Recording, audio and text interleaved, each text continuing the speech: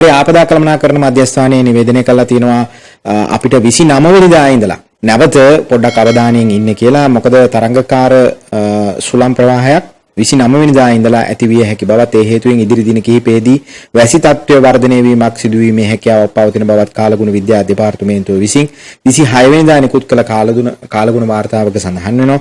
කාලගුණ විද්‍යා දෙපාර්තමේන්තුව විසින් නිකුත් කළ එම පුරවකථනයට අනුව උතුරු මැද මධ්‍යම නැගෙනහිර ඌව පළාත් සඳහා සාමාන්‍ය වර්ෂාපතනයට වඩා වර්ෂාපතනයක් ඇතිවිය හැකියි කියලා තමයි ශ්‍රී ලංකාවේ කාලගුණ වාර්තා නැත්නම් දෙපාර්තමේන්තුව පවසන්නේ. ඒ අනුව සිදුවිය හැකි ආපදා සම්බන්ධව අවධානය යොමු කරමින් ආරක්ෂා වීම සඳහා නාවික හමුදා බටපිරිස් ගුවන් යානා බෝට්ටු සූදානම් කර ඇති බව ආපදා කළමනාකරණ මධ්‍යස්ථානයේ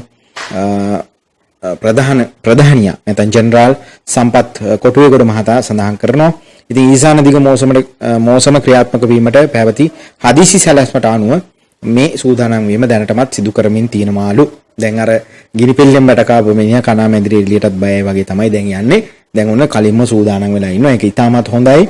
විශේෂම ගත්තොත් උතුරු පළාත, උතුරු මැද පළාත, නැගෙනහිර පළාත, ඌව පළාත, මධ්‍යම පළාත. ඔන්න ඔය පළාත් පහ සම්බන්ධයෙන් තමයි අවධානයෙන් සිටින්න කියලා කියන්නේ. මොකද මේ පළාත්වල අපි කොහොමද දන්නවා එකක් ගම් වතුරාව අනිත් එක නායයම් සිද්ධ වෙලා තියෙන්නේ. එතකොට මේ පස් තාමත් එහෙම හරියට ස්ථාවර නැහැ.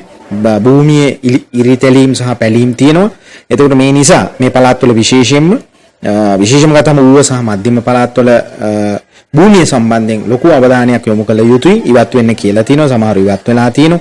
ඉතින් ඒ නිසා ඔබ දන්නවා ඔබ ඉන්න ප්‍රදේශයේ මොන වගේ තත්ත්වයක්ද තියෙන්නේ කියලා. ඒ නිසා වැඩි අවධානයක් යොමු කරන්න කියන කාරණය තමයි අපිට පෙනෙන්නට තිබෙන්නේ.